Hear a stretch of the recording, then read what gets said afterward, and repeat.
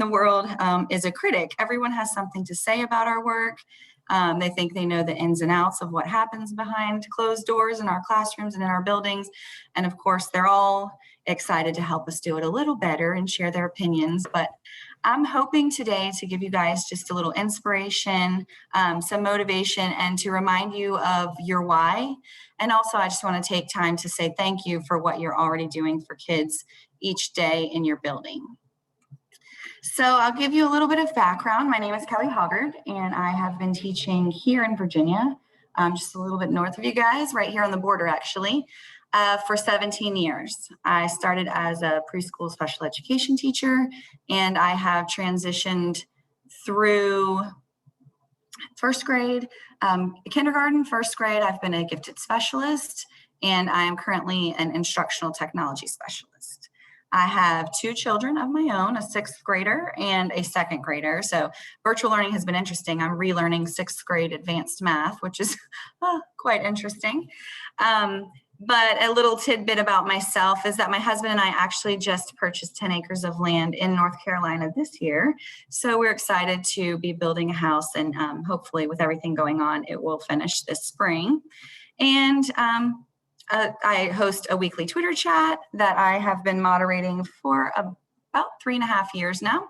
And then 2019, I published Champ for Kids just as a way to spread my message on how and why we have to show up every day for every kid.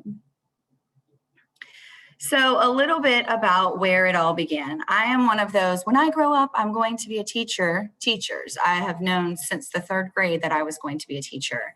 I had a champion teacher in 3rd grade as an 8-year-old, and not necessarily because I had any major trauma or any type of major situation, but really more because I just watched her have excitement for the profession and just have passion and patience and kindness for all of the kids in our class. And she was she was flexible seating and flexible grouping and student voice and agency long before those were buzzwords that sort of filled the world of education. She was that person. And I just knew that that was what I was going to be. And I never really wavered from that. Went through college, joined a teaching program right away, got out of college and got my first job. And I realized a few years ago that I was sort of going through the motions, and I was doing what was right for kids, but I probably didn't have as much fire as I once had. And I began to sort of reflect and think about, where did that passion go? I was super, into being a teacher and loved education and loved kids. And now I was kind of just like, another day, checking the box. Here we go. You can do this, do the right thing. And I remember, and I'm sure all of you have seen Rita and her TED Talk. And I remember watching it and thinking yes, I think I'm a champion. I think that this is my calling, but have I actually reflected and broken down what does it take? And so in those moments of am I doing what I want to do for the rest of my life? Yes, this is my passion, but how do I fuel it and take sort of that dwindling fire and make it more, more passionate? That came out of that conversation, this concept of Champ for Kids. So hey, Kelly, if you would just pause for a second, we're having some technical glitches here. We're not able to see your full screen. Okay. Let's see. I've got our tech person in here to take a look at it. There's a setting. Give me a second. I'll tell you where it's at. It basically what it is there's the zoom overlay is bleeding over onto your screen share. Is that better? You're good right now, but you still have the top bar, the control bar that's at the top for your Zoom stuff. It's rolled down, and so while it's rolled down, it's bleeding over. Give me just a moment. Let me find the setting for you to fix that. Okay. Technology. Yeah, you can continue while I'm finding that. I'll jump in and let you know. Okay. That is perfect for me. So sort of out of those moments of reflecting and wondering, that's where Champ for Kids was born. And it just started as a few Twitter posts, and then it became a few more blogs, and then it became, conversations, weekly conversations on the on Twitter in the Champ for Kids chat. And then it sort of became maybe this message, because I see people saying, yeah, I feel this way too, or this is how I'm connecting with kids. This is what I'm doing for advocacy. Other people were sharing this message and or wanted to hear it. And so that's how this book and this concept and this little group came about. And the first major platform of being a champ for kids, and I know that you guys have heard it 1,000 times, and you could open your phone right now and you could scroll through Twitter and probably find 10 posts that use the word relationships just in your first slide. But I think that the reason it's out there and the reason that it is at the forefront of everyone's mind is because it's truly powerful. Connected relationships are the basis of what we're doing, and they're powerful in establishing that culture in your buildings and even in your classrooms. And their connected relationships support professional growth. They help us grow. We grow with people that we feel connected to. And then the overall well-being of students is impacted. People grow and work and attach to people that they like, they feel comfortable in, and they feel supported with. So I would venture to say, or I would argue, that connecting with students is at the top of the list, but I also think there's a reciprocal relationship between connecting with students and connecting with teachers and other professional educators. I think we often read about the students because they are at the forefront of our mind, and they're obviously what is driving every day. But knowing who you can go to, who you can grow with, who's going to give you some feedback that you may not always want to hear, but that's going to help you be stronger. It's important. That connectedness is what really keeps you going. You know, you have a team of people that you can work alongside, grow with, and collaborate with. And we really need to base that in this listening, working together, hearing voices that don't always agree with us, stopping the criticism and the comparing, and really opening the doors to more inquiry and sharing, asking and really being willing to listen to the answer. I mean, if you ask for something and then you are closed off to hearing what those responses are or those options are, did you really need to ask in the first place? Maybe not. So I think that these relationships help lessen the burden.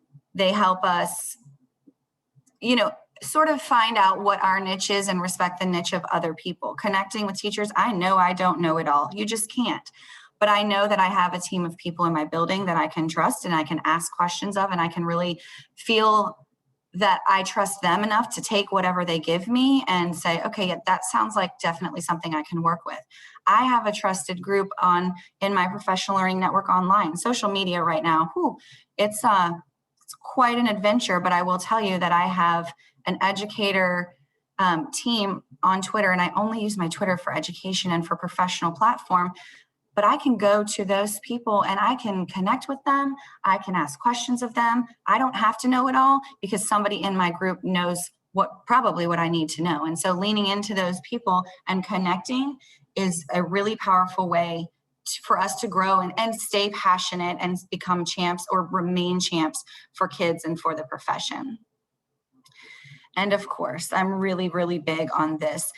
Once you have found your team or your group of people, celebrate with them. Let them know we're all on the same team here. There's room at the top for everyone, and we're all working toward those kid victories. So when we recognize that we're on the same team and that my strengths and Jason's strengths coming together to share ideas makes us both better, then we can work toward what I call kid victories. And I try to keep kid victories at the forefront of every conversation. So you'll hear that again when we kind of talk about, advocacy. If we're all here for the same reason and we've connected and we can honor and recognize our strengths in each other, then we might not see eye to eye on everything. And it's pretty unlikely that you would, but if we know we're on the same team working toward kid victories, then we can celebrate, honor, and we can move forward. So we are champs for connecting with teachers, but then we know that what keeps you awake at night are those sweet little babies in your classrooms. Some not so sweet some days, we know, but in your long list of tasks, and I know that it is just essentially growing every day, we have to keep students at the top. We can't lose sight of what matters when, the whole division is at odds over what to do. Are we going back? Are we staying? We got to keep our kiddos at the forefront of our conversations. And the best way to do that is with our intentionality. So building relationships with our kiddos is definitely how we are going to remain connected. And you guys know this. You guys know that connecting with kids, it doesn't take extravagant measures. It doesn't take a ton of money or a ton of time. Most of the time, and I say this a lot, that love is in the details, right? People, somebody loves you when they do some small gesture that connects to what you like or how you're feeling.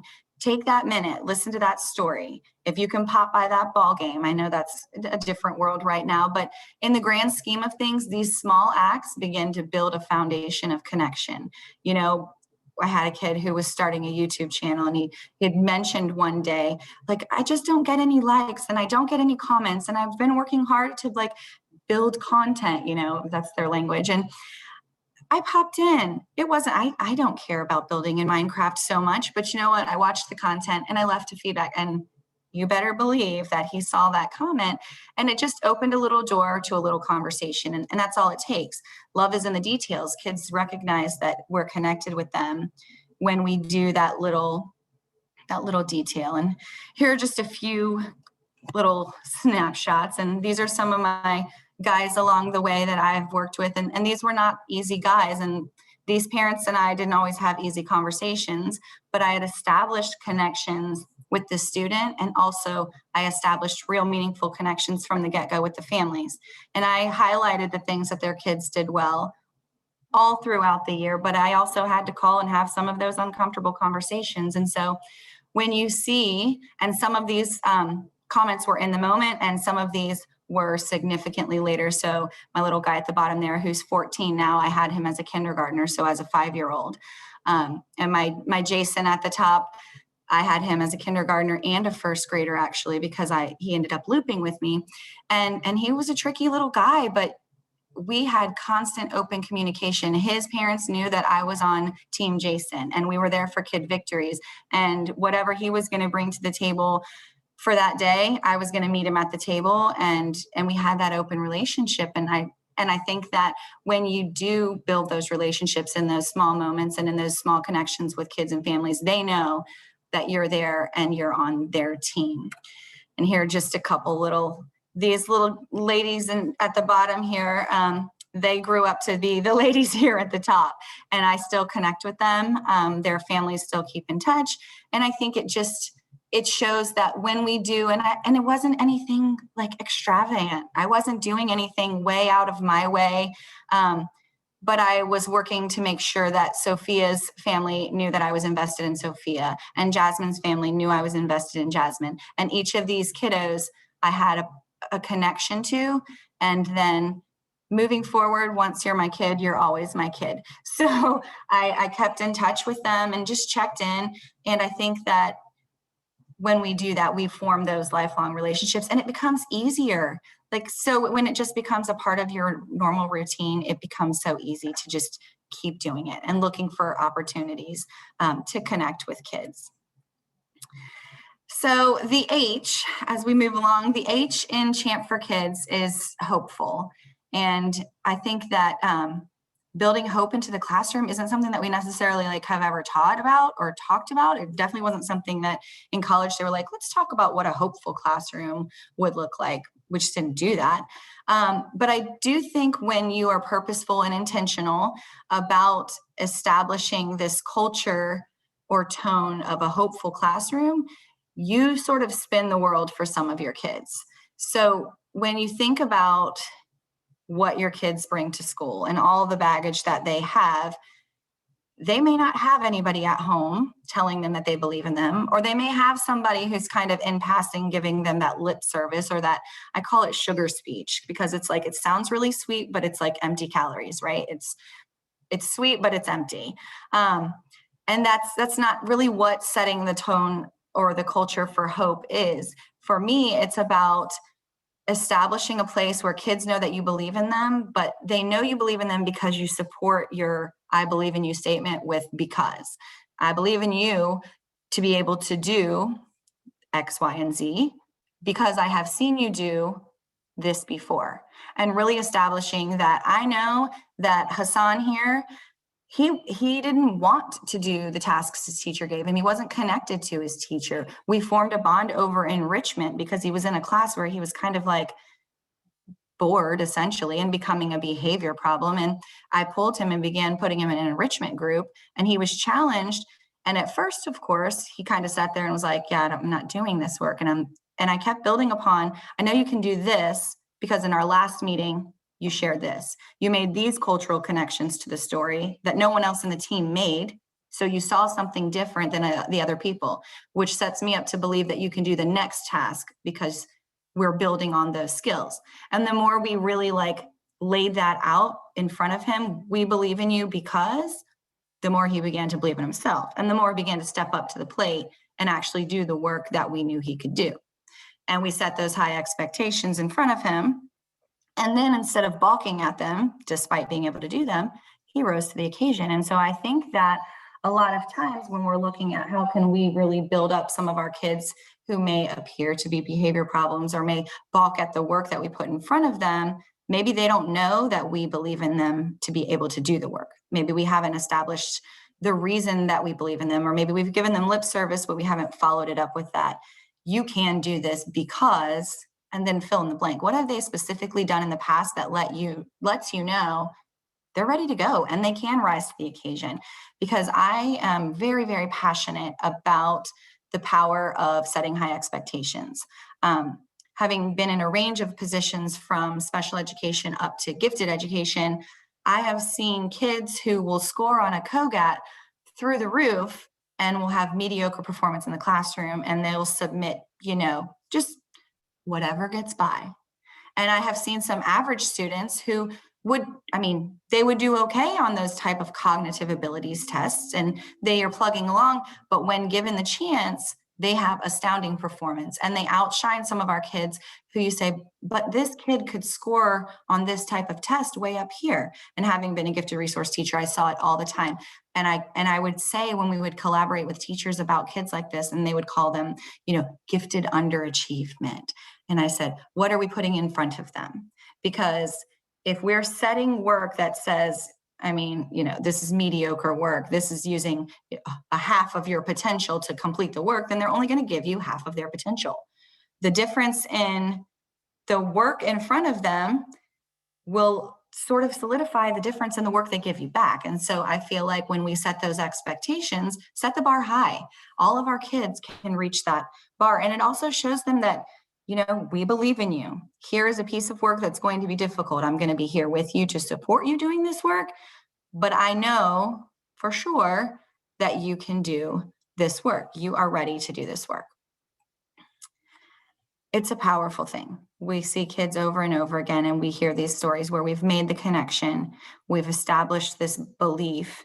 We've built it on a foundation of because you did this or because you can, and the kids rise to the occasion. All right, so now as we think about connections and building that culture of hope, advocacy. Advocacy is huge for me, and I'll be completely transparent. I'll be transparent a number of times because we all have a nice long laundry list of things we didn't do right. Advocacy I have always been very passionate about, but I probably have not always delivered to the best of my ability. I'm certain that I have had moments of passion about a kid or a kid's success, and the approach probably wasn't the best. I know my intentions were grounded in kid victories, but maybe my timing wasn't right, or maybe my tone was a little off. And so I do think that advocacy is something for me that I'm constantly refining, but it's always at the forefront. It requires that action. So you have to take a step. And you have to make that decision sometimes, even when it's uncomfortable. So I had a previous student, it was my first year teaching, so it was 2003. And I had a student named Jordan, and Jordan came to our school. I was teaching preschool special education, and I was up in my room working, and my principal called up to the room and asked if I could step out, and my TAs were there to cover. And so I said, sure. She said, can you come down and meet a student who's registering? And sure, I come downstairs and I walk up and I'm like, hey, how are you guys? And this little guy, he starts speaking in his own little language, and he's making these sounds and he's talking to me, and he's very intent upon what he's saying. And I have no idea what he's saying. And he's there to register for kindergarten. And my principal says, we're thinking that maybe a year in our preschool special education program might be better for him. So we go through this process because we can see that Jordan has some things he's never been tested. He's never been to public school. His parents are unaware that these behaviors are not typical of a 5-year-old. And so we do all the meetings and we follow all the protocols, and Jordan becomes the student in my class. And Jordan has a laundry list of things that get in the way of his success. However, Jordan has a ton of potential. Jordan quickly picks up how to read in no time flat and can read everything. He is very, very, very empathetic to people's feelings. He can almost feel and understand their feelings. Though he's not verbalizing, he's showing us, he can empathize with other kids in the classroom, and he's writing in no time flat. So with instruction, Jordan is learning very quickly. Jordan also has behavioral issues coming from, these like language barriers and things. So he's got just a whole mixed bag of things happening. And so they call me, this is about 6 months into the year, and they call me into a meeting and they say, we're going to look at moving Jordan into a pretty intense self-contained type of program. And I'm thinking, but he has a ton of potential and he's making gains. And, when we establish these routines and when he knows the expectations, and all this is running through my mind, like, wait, hold on, is that going to be best for Jordan? And this is my first year. I'm like 1 year fresh. And I'm thinking to myself, as I'm playing through Jordan's potential and his strengths and things that have gone well and how much growth he's made in such a short time, I also have this, little thing on my shoulder saying, are you ready to stand up to your boss and your administration? At this point in your career, you're like 2 days into this job, not literally, but it kind of felt like that. And I really had to think to myself, like, is this the time that I'm going to be that unapologetic champion? Am I going to have to say, well, are we all on the same page with what's best for Jordan?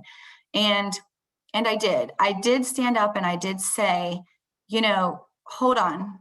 Can I just tell you about the things Jordan does well? Can I tell you about the strengths that are going to align to Jordan being successful in kindergarten? Can I tell you about his potential? Can I tell you about the things that he connects to in the classroom? Because I think that if you know Jordan outside of these behaviors that you're calling to the table, then you might know that if we do these other simple programs, or if we really allow for what Jordan needs specifically, we might not have to put him in that type of self-contained classroom.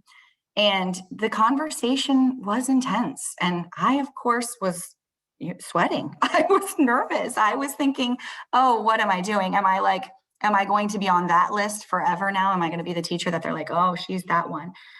But the next day we left the meeting and it was sort of like tabled for more conversation and let's observe him more in the classroom kind of thing. And the next day, when I pulled into school, I was walking in with my principal nervously. And she said to me,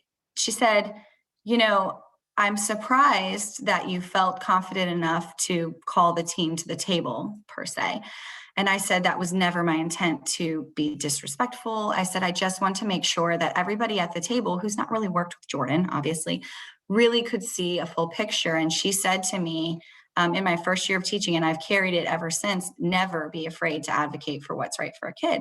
She said that is your job, and that's the calling that you and sort of the conviction that you have because you are his teacher and you see him every day. And so, and I haven't backed down from that. I have been very much an advocate for, calling everybody into the conversation and knowing that we have to advocate for what can a child do? What are the possibilities that lie ahead of them? What potential do they have? And it's become so much of a passion that I'm actually currently working on writing a children's book that empowers kids to be the champ and allows them to champion their own learning and to kind of get to know their strengths, get to know their own passions, setting their own goals, and being able to say to adults in their world, because that's sort of, overwhelming for little people to speak to adults and tell them what they need or what they want or what will help drive their success. But I do think that if we can help kids learn to advocate for themselves, then we're helping them open some doors, even on their own, long after they're out of our four walls of our schools or classrooms. So we move from advocacy into mindfulness. And I'll be the first to tell you, mindfulness for me, I'm not good at breathing techniques or calming circles, although I find 100% that they are powerful for teachers and kids and just people in general. But this mindfulness in the whole CHAMP dialogue is really about being mindful that as an educator, everything that you do or say in your classroom has some sort of impact. And that's a lot of burden to bear maybe, but that's the fact of this position. So when you're interacting with kids and you're speaking to kids, even the kid you're not speaking to is impacted by the conversation. A little aside, my daughter a few years back had a teacher who was frustrated. She was a great teacher, but a student had a water bottle that I guess maybe kept spilling, and it was just a bad day. And I guess she kind of lost her cool a little bit over the water bottle and fussed.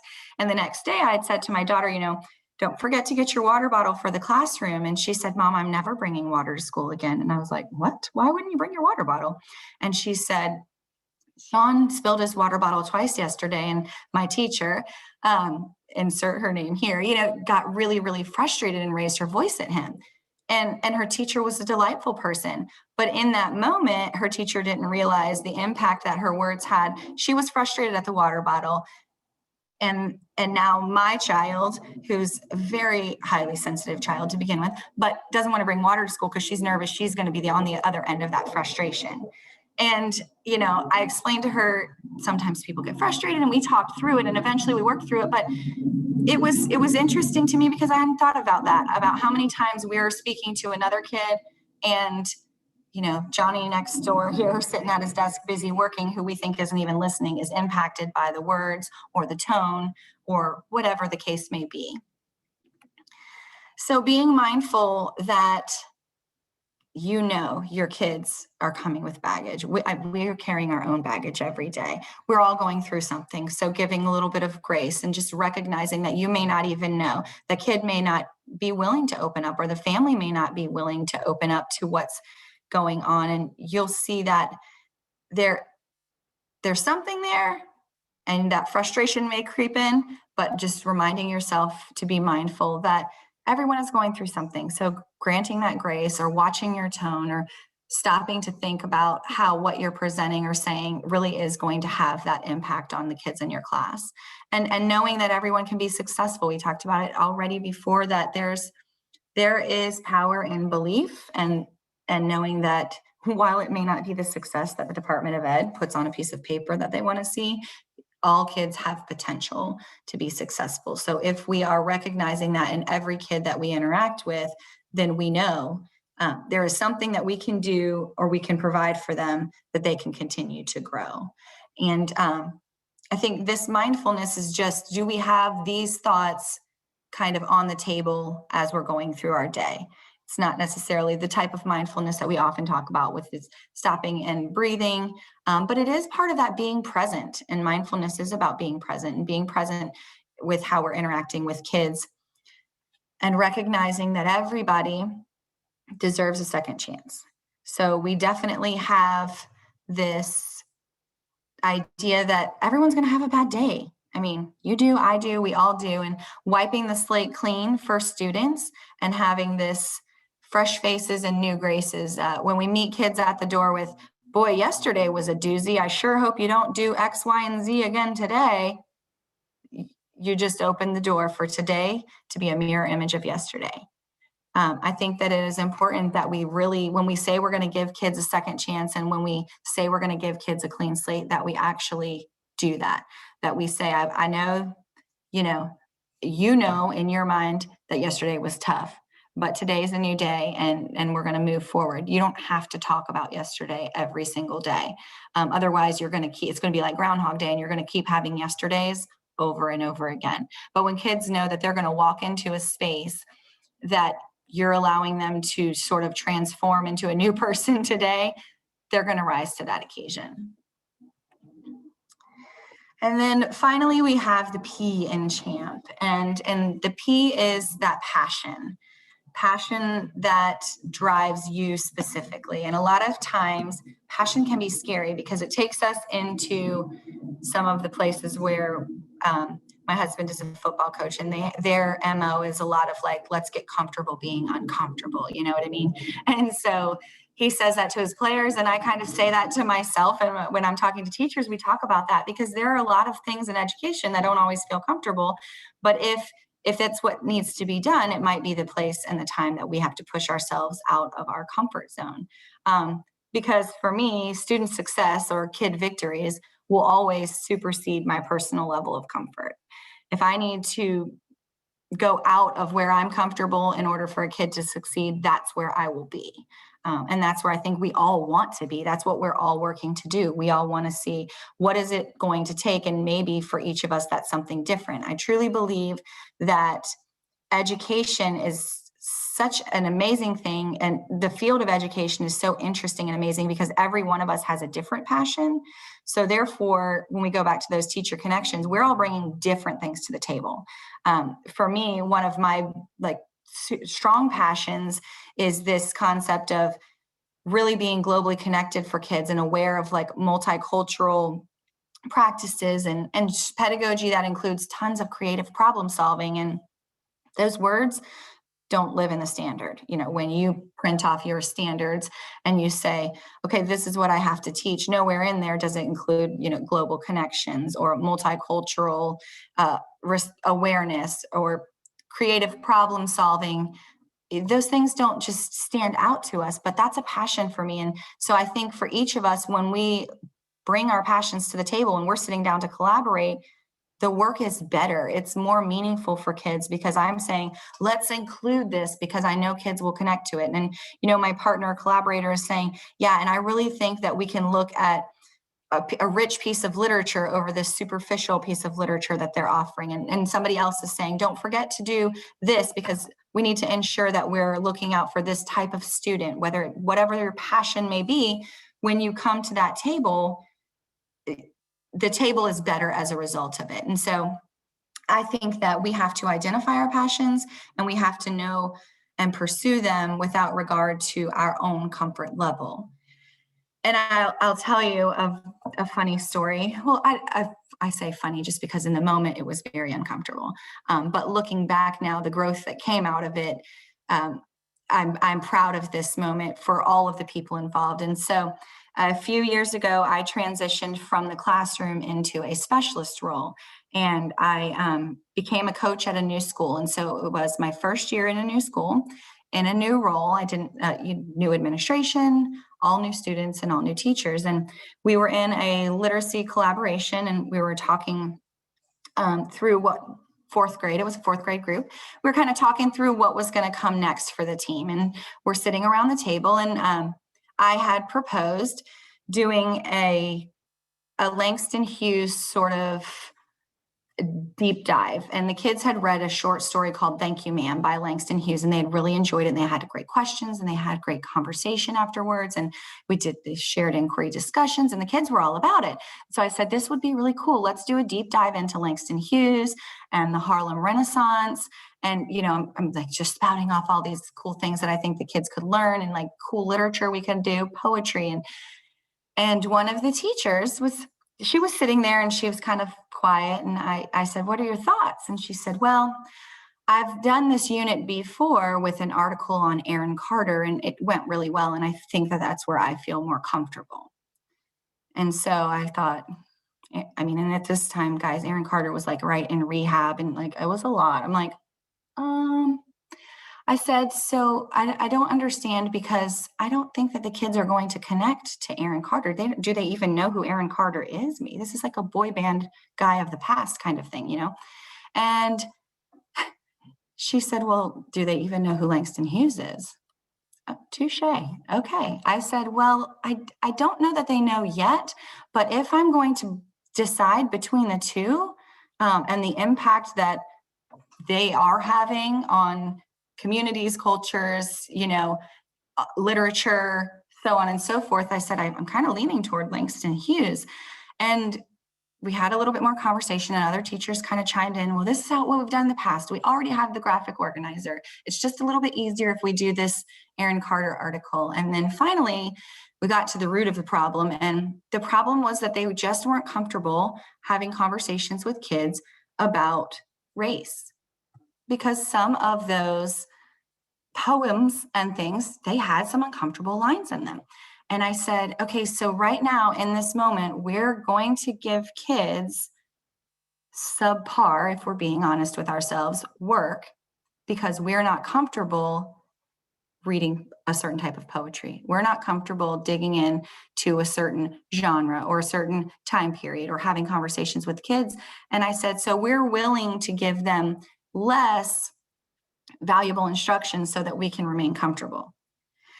And the table was awkward. It was silent for a little while, and we had to kind of all sit there and chew on it for a little bit.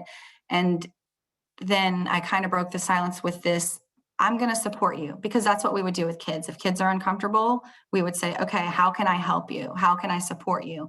And so I said, I'm going to support you, and we can co-teach some of these lessons together. We can plan these materials. Let's build this unit and see where it goes. And when we're finished, if Aaron Carter was a better choice, then I'll stand behind you doing Aaron Carter in the future. But if you think when we're all finished and we reflect together that this Langston Hughes Harlem Renaissance deep dive was a better choice, then we'll keep building that in the future. There's no I told you so's. It's just what's best for kids, because we're not sitting in this room building activities or units or literature circles for ourselves. And so we did, and it has lovingly become known as the Aaron Carter effect in my school. So when we sit down and we're collaborating and somebody falls into that deep comfort zone of like, yeah, I'd rather do this over here because it's easier, or I'm more comfortable, or that's dabbling in something that I don't know that I want to talk with kids about. We just say, like, is this a time where the Aaron Carter effect is going to keep us from providing something really good and meaningful to kids? And so that's just a little tidbit, because I do think that when we're passionate and we stick to our guns about our passions and we find ways to incorporate them into our buildings, even when it gets uncomfortable, we can come up with some really cool things. And the kids loved, of course, they did love the unit, and they got into dance of the period, and they got into music of the time period. And it was just a fantastic unit. And the teachers appreciated it, which is why they can now look back and jokingly call the Aaron Carter effect the Aaron Carter effect. So, how are we on time, Jason? I'm just like talking away. I'm so excited to be here with everybody. I know the chat's closed, but I definitely, or is it open? Oh, I love that. You got just a couple minutes. Okay. Thank you guys. I do want to wrap up with one little thing, and I will be completely, I love your yearly theme of hope. That's great. I'll be completely transparent. I debated back and forth on sharing a little story to close here, but I will go ahead and kind of give you a little glimpse into what happens if we don't connect with kids. And so let's see. Oh, so this is my daughter, and my daughter came into this world full of spunk and ready to rock and roll. She would sing, dance, perform. Nothing would scare her. She never backed away from anything. Full-blown shot out of a cannon, we would say, from the get-go. And so a few years ago, I was sitting in a division meeting downtown, and one of the building secretaries comes to the door, and she says, "Is Kelly Hoggard here?" And I said, "That's me." And she said, "Can you step into the hallway for a minute?" And I said, "Sure." And so I go out into the hallway, and she said, "Your principal called the main desk downstairs and said she's been trying to reach you." And I'm like, that's weird. Of course, my principal knows I'm here. It's a division meeting. She sent me here. And so I knew something must have been up. So I step out, I go back in, I grab my purse, I call the school, and she says, "I need you to come to the school right now." And I said, "Well, I'm in a gifted resource meeting. Like, we're kind of right in the middle of presentations and things. Is it really important?" And she said, I need you to come to the school right now." And so I obviously jumped in my car and I drove to the school, which is about across town a little ways. And I got to the school and she said, I need you to come in my office. And so I went into her office and she said, go ahead and sit down. And I said, what in the world is going on? And she said, Paisley, that's my daughter here, has made a credible self-harm threat. She has threatened to end her life. And I, of course, am like a puddle, like instantly on the floor. And I'm thinking, what in the world? What are you talking about?